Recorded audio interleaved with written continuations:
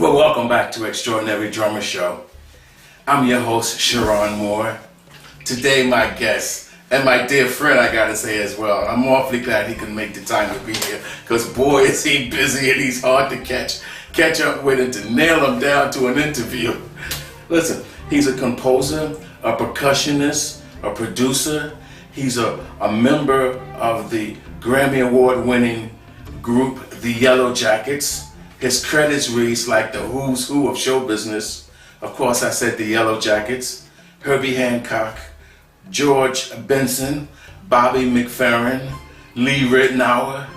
Will you help me welcome, please, Modern Drummer Magazine reader poll for Best Drummer, Electric Jazz category, my friend, Will Kennedy.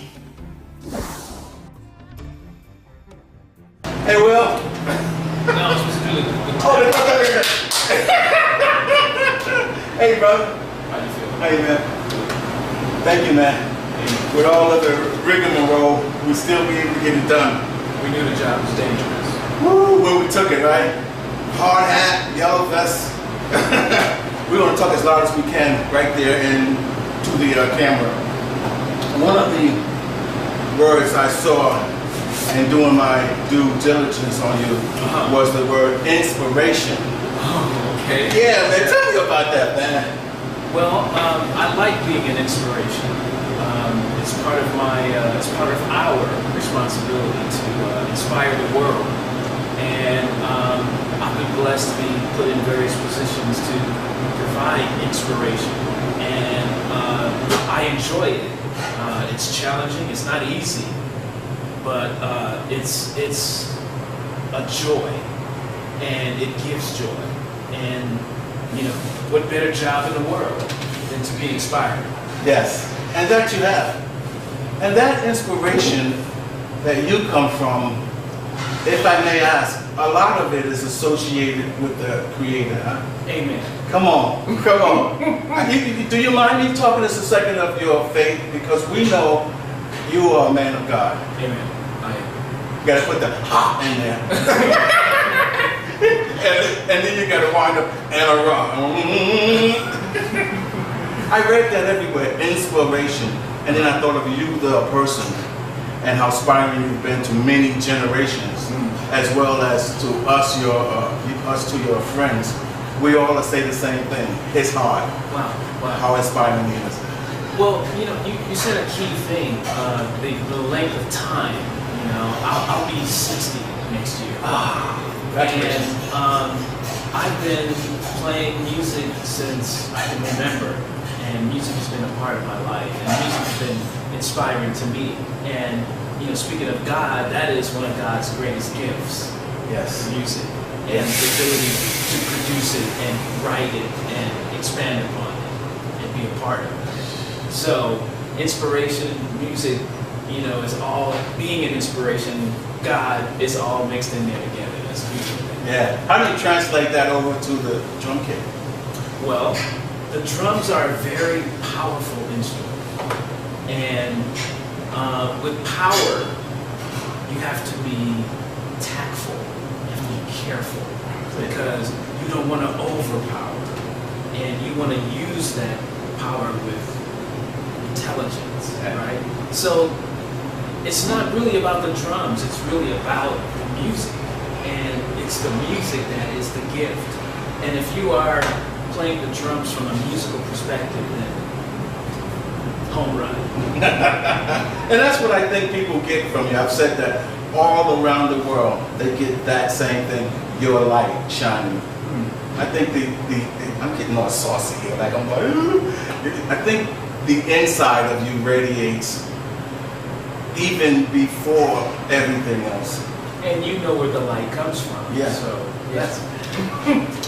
You're from the San Francisco area? San Francisco, Oakland Bay Area. Aha!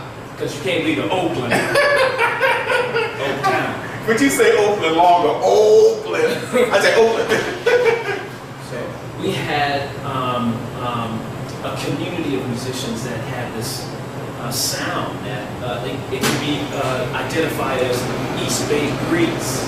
And it was something that was very strong in the Tower Power sound.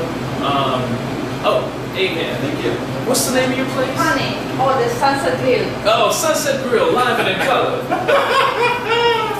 You got a strawberry banana smoothie. Uh-oh. Because you gotta eat healthy. See? You gotta put some grease and lard in there, man. And some sugar.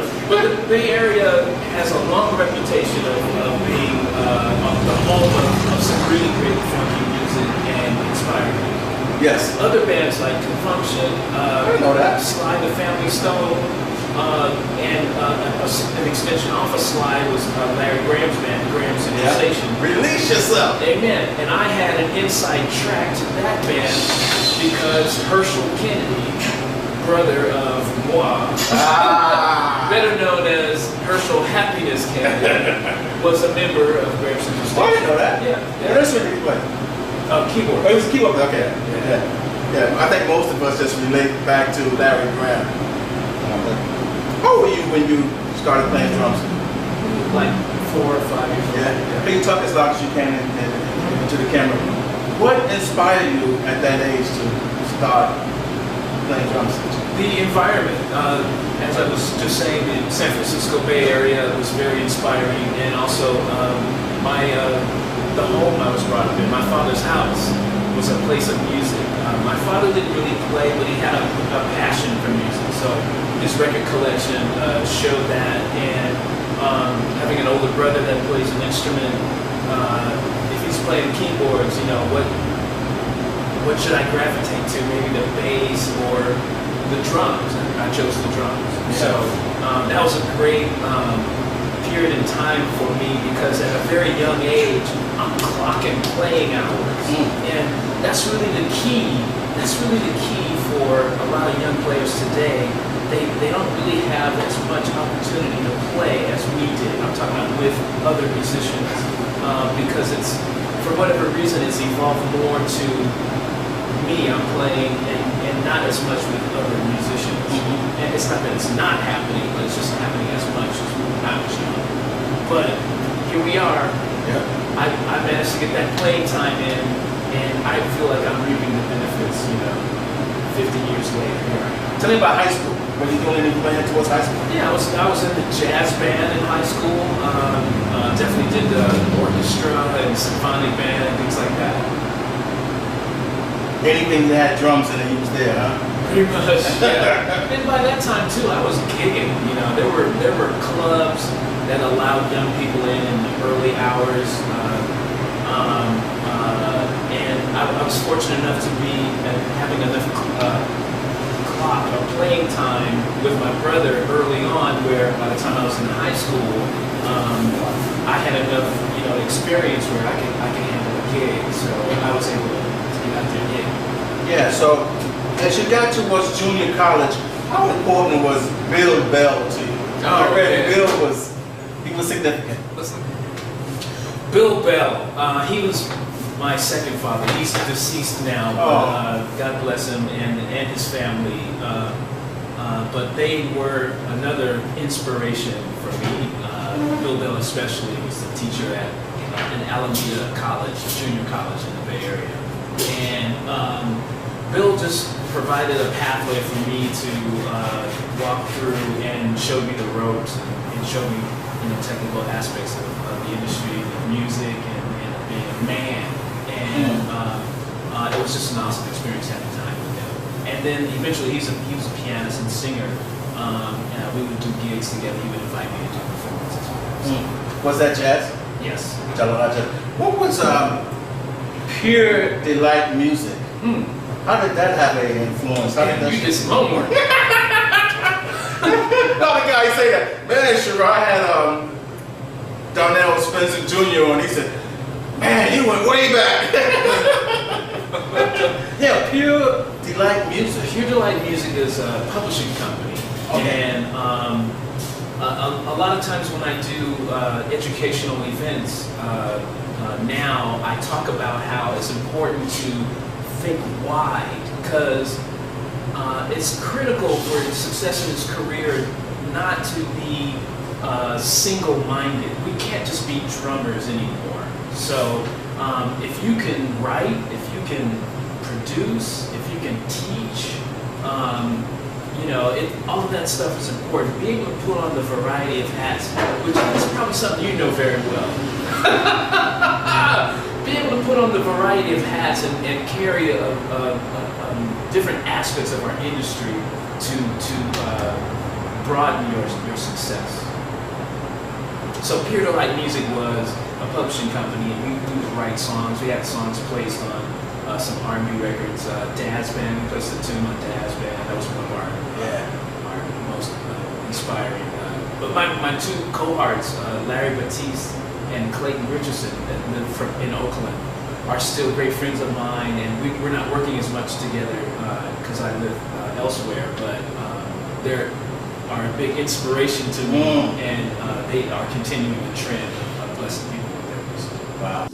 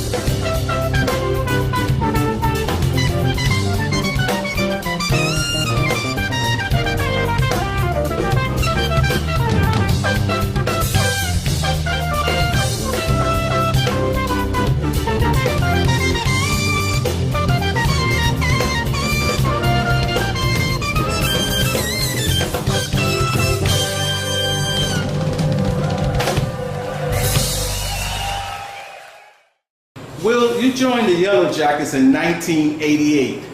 Yes. Is that right? Yes. How did that gig come about? It was an audition, but I came in from the inside because Mark Russo was one of the original sax players for Yellowjackets. And Mark is also from the Oakland, San Francisco Bay Area. And he let me know that the original drummer for Yellowjackets, Ricky Lawson, was going to be away for a while. He was out doing the Lionel Richie tour. And God bless his soul, he's deceased as well, but Ricky was yet another great inspiration, and obviously I was a huge fan of Yellowjackets, and to have the opportunity to play with them was just, yeah, dream come true. I read somewhere where you have 2 Grammy Awards. Is that right? Well, the Yellowjackets have won 2 Grammy Awards, and we've been nominated several times. We have only won one since I've been in the band. Yes, congratulations. The other one was won when Ricky was playing. Okay. So, yeah, they've won 2. Do you actually have one? Yeah. Okay, I gotta stay there. Where do you keep it and do you shine it every day? You know, believe it or not, it fell off the shelf. I was moving one day and it fell off the shelf and the horn broke off of it. I've yet to get it repaired, but I'll have to do that. Endorsements. Endorsements. I know you with Pearl. I played Pearl drums, yes, and I've been with them over 10 years. It's been a wonderful ride. They're a great company. Zildjian cymbals, ProMark drumsticks, and Evans drum heads. That's my endorsement. Well, before I let you go, I want to talk about two things lastly. Your credits reads like the who's who of the music business. I mean, come on, really? Anybody would take one of these gigs. Herbie Hancock, Bobby McFerrin, Lee Ritenour, George Benson. What's it like working with Herbie Hancock? Man, it was a recording session actually. The recording was called This Is the Drum. And Bill Summers was the producer of that recording, and I had worked with Bill in the past. And he wanted me to play drums on a couple of tunes. So the really funny story was I had a chance to submit a song to be on the record. It didn't make it to the record, but we did actually record it. And the vision of me sitting at the piano next to Herbie Hancock, showing him the chords, it's just like, it's a vision that I never thought would happen. But it did, and I'll never forget it. Oh, Herbie, I'm sorry, that's a B flat. Come on, man, play the right chord. I usually love it. Tell me about the Magnificent Seven, and can we talk about USC College? Amen. Amen. Please. University of Southern California has signed me on. It started out as an idea of something to do for a semester, but I'm now well into my 2nd semester, and I'm just enjoying it to the end. It's a wonderful opportunity. The students are awesome. Obviously the campus is a wonderful place to work. The big acknowledgement I have to give is to Patrice Rushen. Patrice Rushen is the chair of the pop division at USC, and she's the one that spearheaded the idea of me coming in, and it was through an unfortunate experience of losing a great drummer, musician, and inspiration, Ndugu Chancellor, who passed away last year. And he was the person that was in this position at USC. Maybe a month or so later, Patrice called me and was like, you know, you should come do this job. Anyone that knows Patrice knows that she's doesn't take no very easily. That's true, but persistent sister, and God love her, and I appreciate her. So she said, well, you should think about it.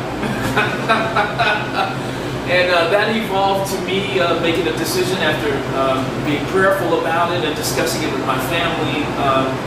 it came around to me making a decision to try it out for a semester, and yeah, I'm in. This section of the show, we do a thing where we ask the drummers to give a word of advice to the up-and-comers, to the guys out struggling, trying to get some traction in their career. If you speak right into the camera and leave a word to those guys, please. My brothers from other mothers.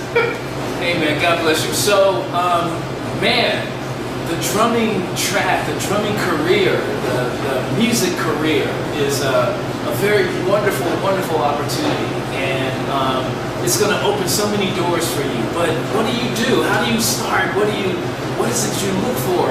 And how do you go forward? And you go forward with inspiration. You go forward in love. You go forward with attention to detail, because there are so many things that you need to be aware of, and you just need to continue being the sponge that you're capable of being, and grab hold to the song, the music. And recently I saw an interview with Vinnie Colaiuta, and there was a period of time in Los Angeles when drummers and musicians would do 3 and 4 sessions a day. And the key to being a successful musician is to be able to capture the character and sound and vibe of a song as quickly as possible, because that'll lead you to the performance or the tape. And you want to have the reputation, the legacy of being known as the type of musician that can quickly fall into what's desired, or what the music is trying to say, what the music is trying to portray, what the producer wants, what the artist wants, right? And attention to detail, listening to the musical environment around you, and being a component of that, being the orchestrator, being the light, if you will, a part of the music, not just the drum part, not just the lick or chop that you practice that day, but being part and one with the music, because that's where the gift is, that's where the reward is, and that's where the future is. Woo! Woo! Boy, we'd have to pay for that? Cans and bottles, man. You know, I gotta get this in there. You said a word that I want to ask you. You said the word legacy. What would you like to see your legacy? Wow. When it's all said and done.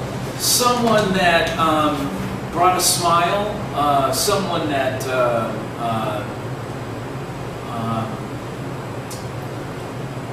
that lifted a spirit, someone that blessed somebody. I want to be a blessing. Yeah. Can I be a blessing? You always are, man. You always have been. Anyone would testify forever. Hey, man, that's what I'd like to be known as. Let me say thank you. Thank you so very much, man. Love you, brother. Thank you so very much. Oh, impromptu, but God is good, ain't he? We ain't on the street. We just go with the flow. We help us wave to the audience. Goodbye, extraordinary drummer. Extraordinary drummer, that's right. Woo! We ain't said that all taping. Have you seen me in the shows? Yeah. You have? Seen me some. I see. Okay, good. Yeah. We'll see you again. Will Kennedy. All right. See y'all next time. God bless.